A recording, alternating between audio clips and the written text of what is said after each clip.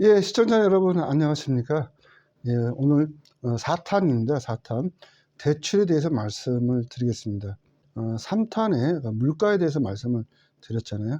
간략하게 그 요약을 한번 해보고 넘어가는 시간을 갖도록 하겠습니다.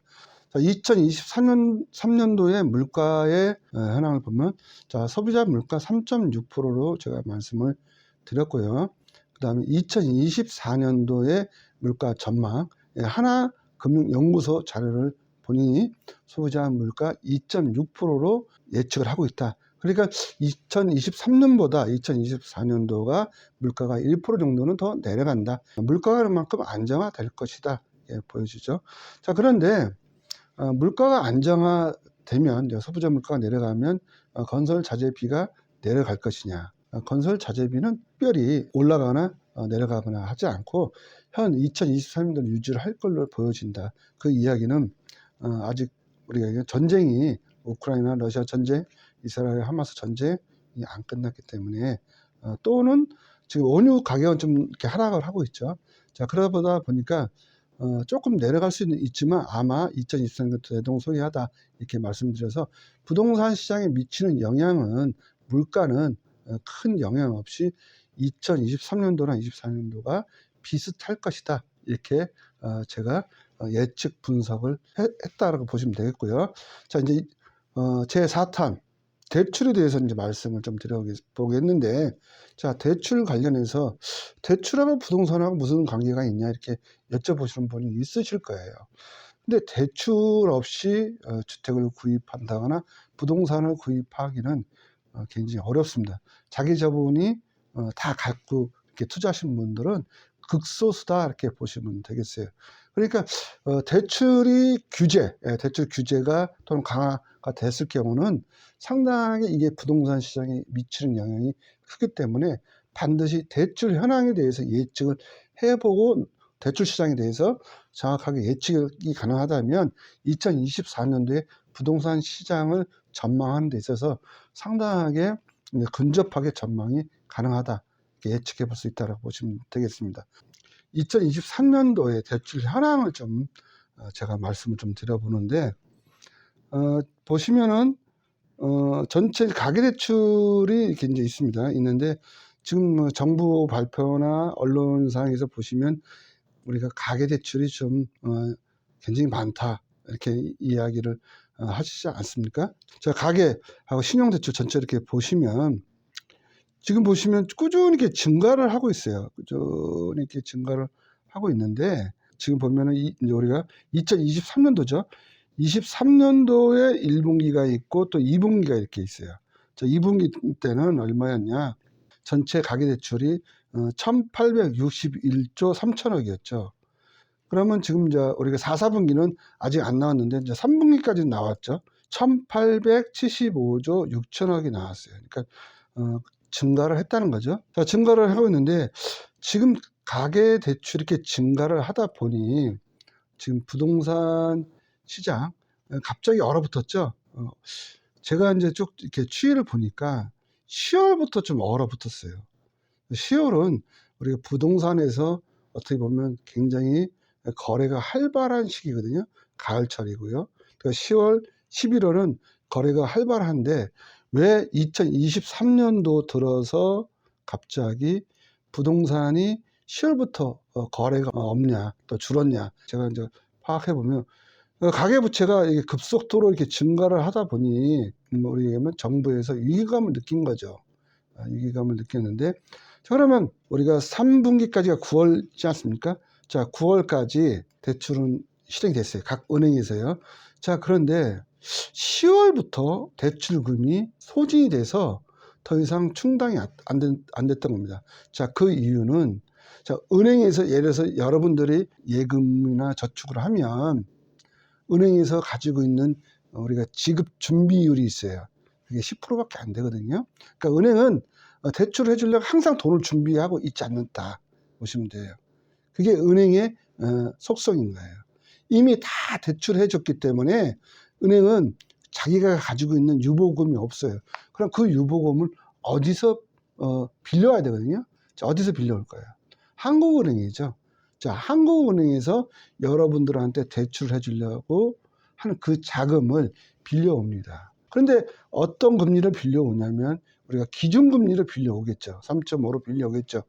그런 다음에 우리가 가계대출은 6% 또는 7%, 통상적으로 보면 한 2%를 합니다. 3.5 빌려서 2% 얹어서 5.5 이렇게 빌려줍니다. 10% 굉장히 높은 거죠.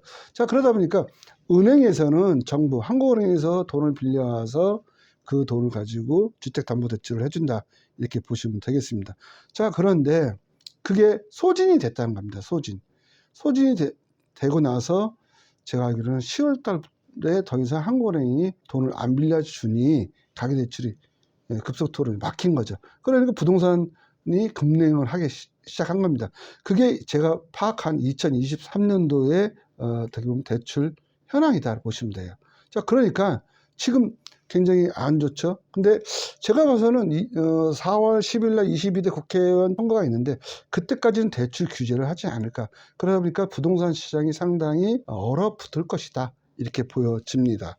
그래서 그러면 이 현재 이제 그런 상황인데, 그럼 2024년도에 대출은 어떻게 흘러갈 것인지 또 말씀을 제가 드려볼게요. 자료를 보시면 이제 다음으로 이제 2024년도 대출 예상입니다. 상반기는 우리나라에 굉장히 중요한 총선이 있죠. 제22대 국회의원 선거가 있어요. 그래서 상반기 때는 경제나 물가가 흔들리면 여당이 유리할까요? 야당이 유리할까요?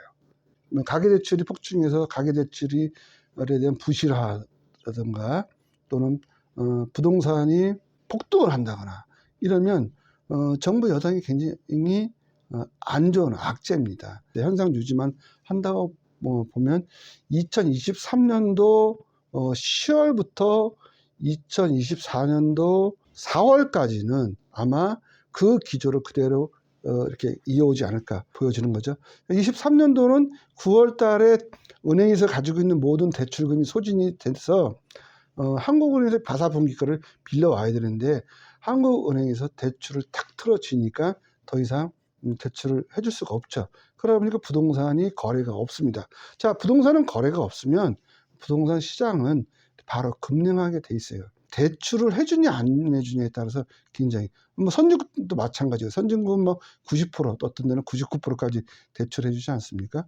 자, 그렇다면 2023년도에 4분기 그 기조로 그대로 이어서 24년도는 그 기조가 그대로 갈 것이다. 그래서 지금 보면 첫 번째, 가계 대출을 통제를 할 것이다. 이렇게 보여지고요. 그러면 정부 대출 규제는 계속 지속이 될 것이다. 이렇게 보여집니다. 자, 그다음 부동산 시장이 계속 연착륙할 겁니다. 연착륙. 부동산이 더 안 좋아진다는 거죠. 특히 1, 2월은 아마 더 급냉할 수도 있습니다. 자, 그러면 선거에서는 어떤 측면이 나타나냐면 안정화되거나 하락이 되면 더 좋은 이미지가 표출되는 거지 않습니까? 그러면은 선거에 굉장히 우세하게 작용하는 하나의 원인으로 나타날 수 있겠지 않습니까? 그래서 부동산 시장이 좀 급냉할 것이다. 이렇게 보여지고요. 자, 그러고 나서 그럼 가계대출을 안 해주니 또 경제가 잘 활성화되지 않지 않겠습니까? 주택담보대출도 있지만 생계형 대출도 있다는 거죠. 대출을 받아서 소비하는데 생활하는데 쓰시는 거지 않습니까? 그 대출도 이제 규제가 들어왔기 때문에 국내 경제 지표로 보면 좀 하락하는 그런 기조로 가지 않을까. 그래서 상반기는 이 형태가 그대로 이루어진다. 만약에 이제 이게 완화된다면 국회의원 선거가 끝나고 4월 말이나 5월 정도에 완화가 될 수는 있을 겁니다. 그런데 어떻든 4월 달까지도 그냥 기조가 간다면 5월, 6월 달 2개월 사이에 완화가 되는데 완화하자마자 바로 대출금을 대폭적으로 은행에다가 한국은행에서 돈을 빌려줘 가지고 주택담보대출을 어마어마하게 해주지 그렇지는 않지 않습니까? 그래서 상반기 1월부터 6월까지는 그 기조가 그대로 흘러갈 것이다. 그래서 좀 정부가 대출 규제를 지속적으로 할 걸로 보여지고요. 자, 하반기는 어떻게 나타날 것이냐. 첫 번째는요, 이제 경제가 지표가 하락하고 대출 규제가 돼서 부동산은 안정화됐는데 경제가 안 좋아 좋아집니다.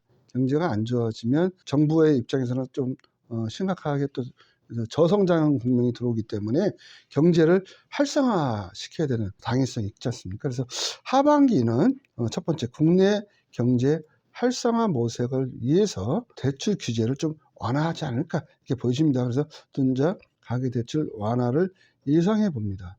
자, 특히 어떤 분야냐면 주택담보대출 완화를 예상을 해볼 수 있다 이렇게 보여집니다. 자, 그러니까 그러면 하반기에는 국내 경제 활성화와 그와 더불어서 가계대출 완화를 해준다면 주택담보대출 완화가 예상이 됩니다. 자, 그러므로 인해서 다시 경제가 활성화될 수도 있다는 거죠. 자, 활성화된다고 이제 우리가 예측을 해보면 부동산 시장은 어떻게 됩니까? 부동산 시장은 바로 활성화가 될 것이다 라고 보여져요. 그래서 항상 이렇게 보면은 경제도 보면은 2023년도도 상저하고예요. 근데 제가 이제 이 대출 규제를 보면은 23년도나 24년도나 비슷하다.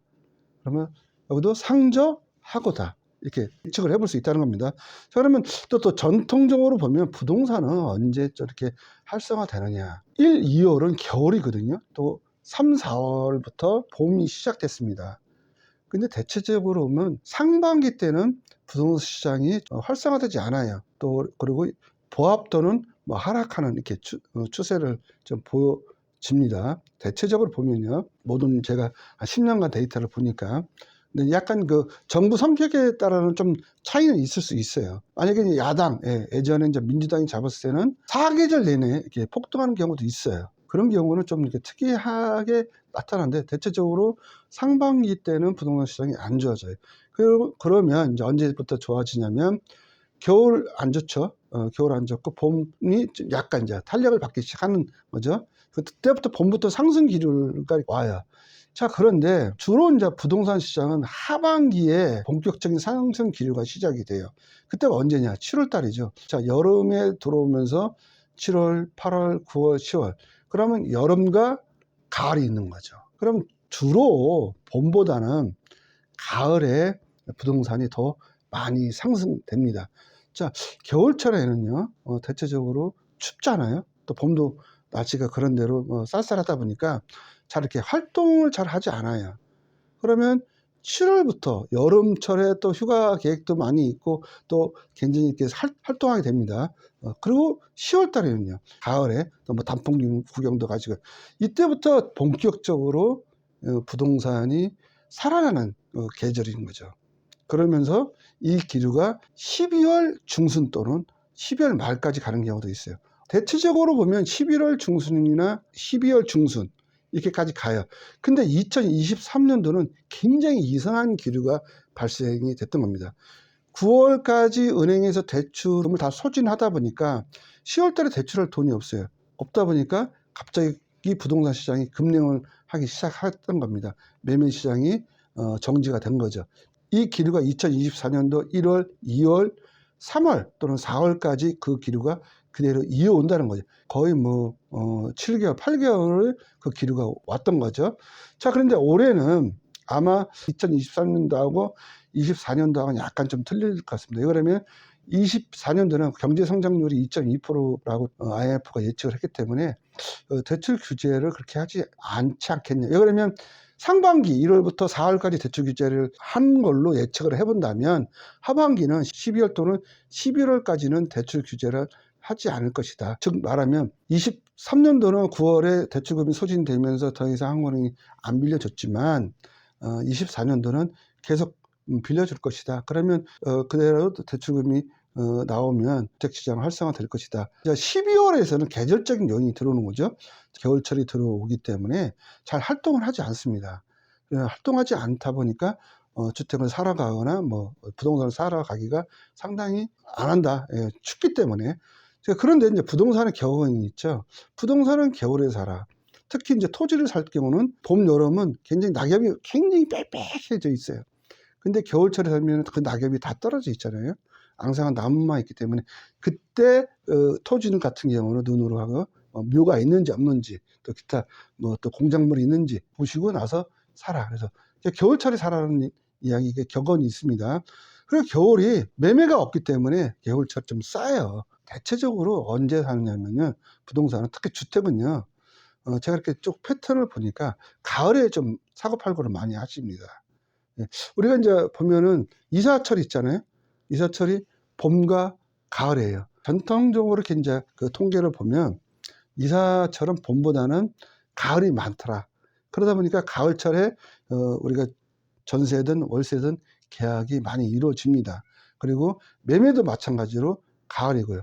근데 또 이렇게 보면 경제적인 거, 특히 월급 생활하시는 분들, 저도 직장 생활 한 30년을 했기 때문에 보너스 받는 날이 있어요.